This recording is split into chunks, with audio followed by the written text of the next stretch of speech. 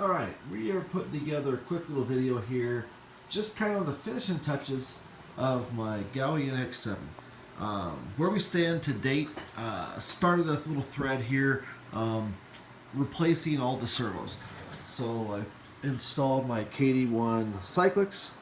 I've got KD1T for my tail, and then I've got the KD1E for the throttle. So we've kind of got our Xpert cyclics, tail, and throttle servo throughout. Also gone in and put the Futaba R7008 S-Bus high voltage receiver on this, and we put this bird on my T16SZ Futaba transmitter.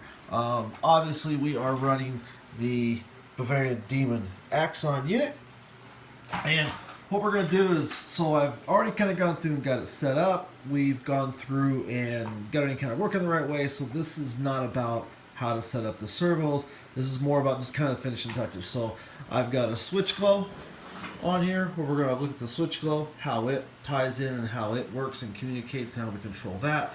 We're going to go through our quick throttle cut for shutting the motor off, and we're going to look at setting up our Bavarian Demon governor for how we set the throttle off for the governor, and then we're going to just look at some of the different switches and so forth, that how we've got it set up, just so we can look at how we've got this put together.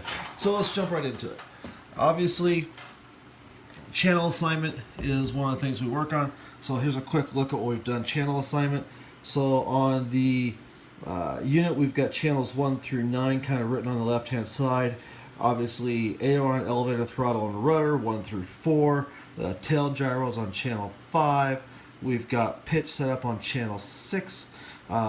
We have our head gain on channel 7, working off of switch SC. Switch SC is right here. This gives me my 3-position switch during my flight modes. Okay. Obviously that corresponds to the different colors and different color banks, which you can see changing color there. We have our rescue set up. Now I've got rescue set up on channel 8 and working off switch SH. SH being right here. And when we pull that switch, we're going to see our collective jump. We've got that set up. And then we've got our Switch Glo on channel 9, which is called aux3, and I've got that working on switch SF. Switch SF right here. So SF, when we pull it forward, we will bring the Switch Glo on and run it. There we go. There's our Switch Glo. And then obviously I have throttle cut set up right here. So throttle cut. So obviously when you're at the bottom end of the stick and you put the throttle cut on, you see my throttle cut kills the motor. So the way it works is it doesn't work until you're low end switch, so you can't actually kill it on accident. So you've got to be buried bottom stick, and then it kills it. So anyway, that's kind of got something. Now obviously because I don't have the governor turned on, I've got a layer curve going, so you just see the full range of motion on the motor. Now I've already ran this motor, so we've run the motor. That's why the blades are off, tail blades are off. I took it out, we fired the motor up, we got the idle position going, so right now that idles, and there's a nice little idle, so I know that when I'm bottom stick, I am literally idling. That lets me do our throttle cut to shut the motor off. Anyway, so that's kind of where we're standing. So that's how I've got it set up as, right? Now, other things. So I talked about throttle cut is switch SB, and an idle up 1, 2, and 3 is the 3-position switch SE. So right here, here's my idle up 1, 2, and 3 is where I'm running at. Here's how the Axon is set up itself. So I've actually wired up exactly as you see it here. So RX, so that's the receiver, that's the S-Bus receiver going to this port right here, which is labeled port B on the flybarless unit.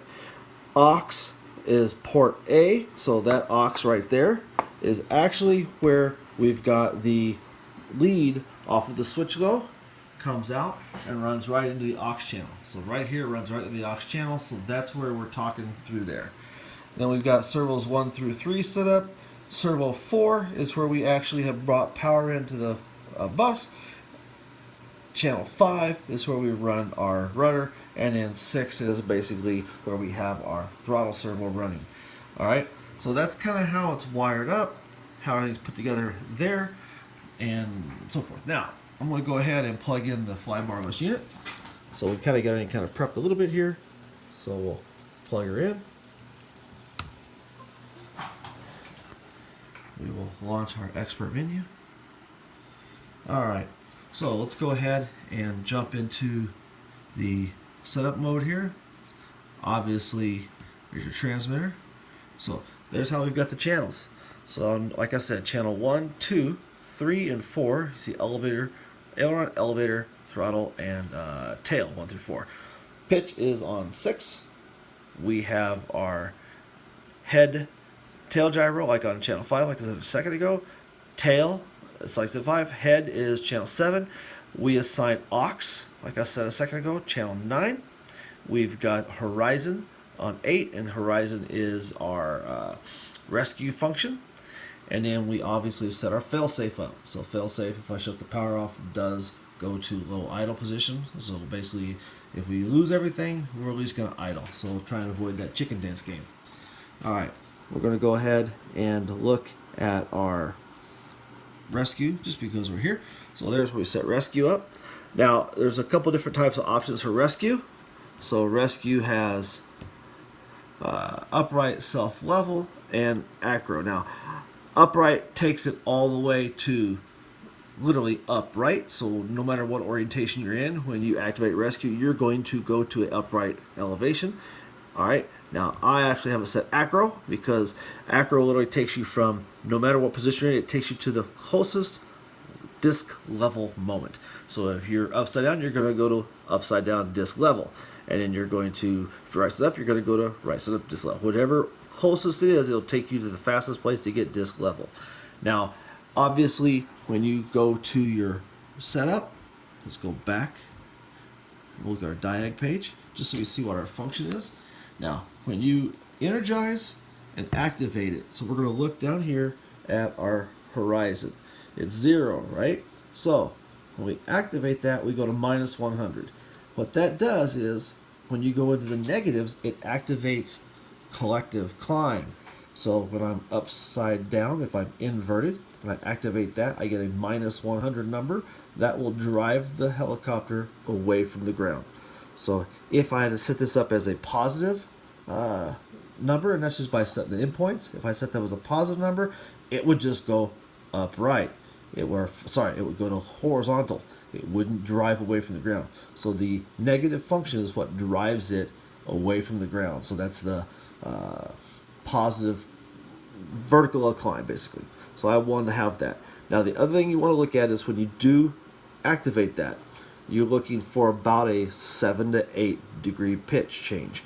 So let's go back, get out of this screen, and let's look and see what happens here with the model. So when I activate this, we want that to be about an 8 degree change. So you don't want to have the bird go to a too hard of a climb, because if you are literally out of position in an odd position and you activate this between the cyclic to get a level and the climb, you could push pretty hard on the motor and drive system.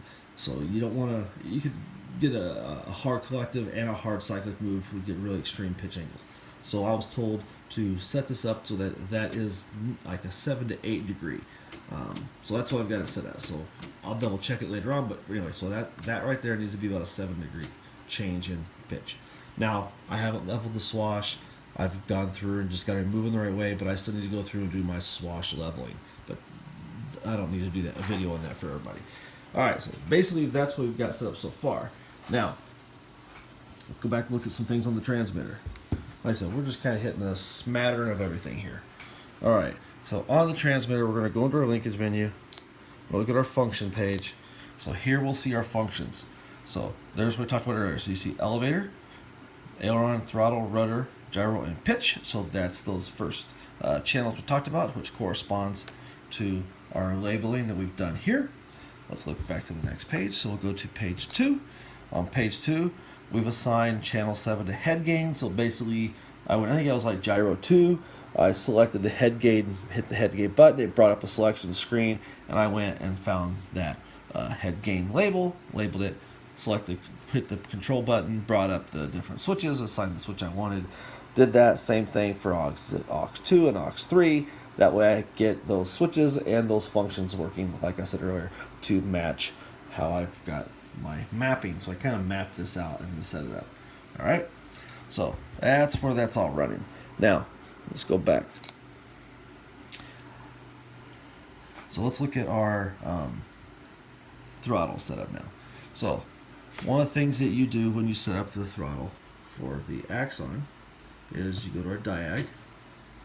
Now, what we want to know is when we are at our throttle positions. So I went ahead and I got the throttle working. So when I'm at minimum throttle position, so right now my throttle is at 71 all the way to 81. So that's my range of motion. So I want to basically write down that my minimum throttle is 71. So we'll go find a pen, write that down. So here we go. So min throttle is 71 and max throttle is minus 81. So that's fundamental, because when I go set up my throttle in my governor, let's go in here to our governor. I activate governor and I turn governor on for nitro. That's what we're setting up here. So those numbers all correspond to here. So my increased idle position, that was, what was it? We called that 71. So we want that to be 71. So let's click on that, raise it up to 71. All right, 71. Now, what was our max? So our max throttle is minus 81. So we're gonna go back here to our maximum throttle position, minus 81. Make it a little easier on ourselves. There we go. So now, this helicopter now knows that when I idle, I'm at 71 on my output for the channel, and maximum throttle position is minus 81. So that gives me the setup I need. These different parameters here, wait time and spool up time, that is how the Axon does its whole control process. It spools it up, it ramps up when you switch into idle up, it spools up, it drives the helicopter to a higher idle position, it waits for a period of time, watches it increase idle position. That's how it registers the RPM, and the governor sets and locks in, and then you get that drop back down, and then you know you are under control. And I think I got a video shot of that, but we'll see if we can show something on that. So now I've gone through, I've got my governor set up, I've got my points entered for the servos. Now let's go back. What else are we going to look at? We've already talked about our rescue, so we've got that set up. This is where you adjust that climb.